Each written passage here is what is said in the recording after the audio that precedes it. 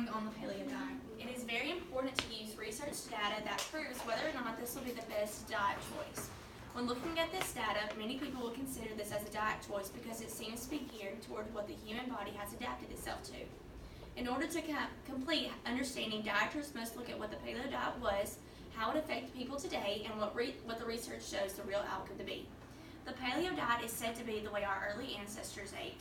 During that time, our early ancestors ate fruit, vegetables, nuts, lean meats, fish, and oils.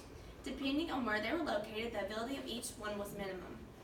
The people at the tropics had more fruits and vegetables than someone in the Arctic with more of a meat-based diet. Dr. Ken Sayers says they only got enough calories to reproduce and survive. He also says when you're trying to reconstruct the diet of human ancestors, you want to look at a number of things, including the habitats they lived in, the potential foods that were available, how available those various food items would have been in relation to their energy content, and how long it takes to handle a food item. The Paleolithic humans consumed 3 times more produce, fiber, protein, omega-3 fatty acids, unsaturated fats, vitamins, and minerals than humans today. Mayo Clinic states the aim of a paleo diet is to return to a way of eating that's more like what early humans ate. The diet's reasoning is that the human body is genetically mismatched to the modern diet that emerged with farming practices. This hypothesis was made because the people at Mayo Clinic say the late and rapid change of the diet of farming outpaced the human's ability to adapt. The Paleolithic humans faced many hard times. Most children died before age 15, and most didn't live till after 40. They did not live very long, suffered from parasites, infectious diseases, lethal bacteria, viral infections, and atherosclerosis. A recent study in Lancet showed that they had studied 137 mummies, and out of those, 47 had atherosclerosis. The arteries of those who had atherosclerosis showed that they were clogged with cholesterol and fats.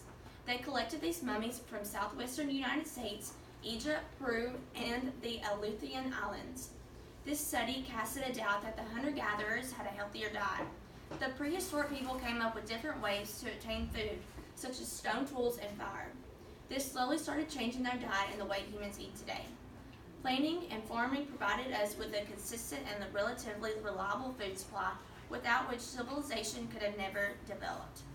Today, modern foods are much more than those of the Paleolithic era.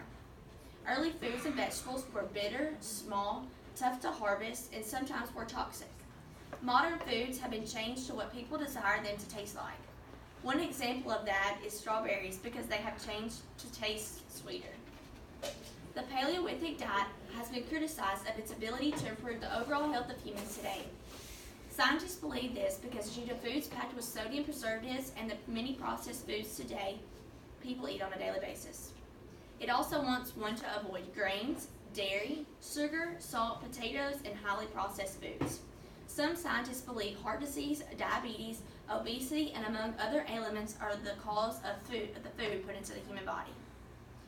One might try the paleo diet to lose weight, maintain a healthier weight, try to improve their health, or to just be healthier. Researchers have been trying to find diets that work for humans to be healthier and stronger. There is not a one-size-fits-all diet, so it makes it hard for those that work. Dr. Staffan Lindenberg did research over residents of the Kittiwawa Island.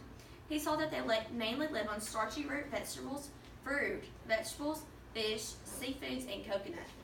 The people of Kittiwawa Island did not have problems with obesity, diabetes, heart attacks, strokes, and acne. Some of those people smoked, which is amazing that they still did not have those problems. Dr. Lindenberg did another clinical trial that tested diabetic and pre-diabetic volunteers with heart disease and were placed on the paleo diet. After 12 weeks of the paleo diet, those people lost 70% more body fat and normalized their blood sugars. All 10 people tested in this study with diabetic blood sugar levels at the beginning of the study reached non-diabetic by the end. The paleo diet was studied a second time for long-term diabetes and found it did not cure them, but their health improved overall. The paleo diet improves blood pressure, glucose tolerance, and blood lipids. There is no way to determine for sure that the way prehistoric men ate was exactly like the paleo diet describes. One can only look at the research made behind it to make their own judgment. Scientists should study more people from different areas of the world, and some of it depends on what is available in that location.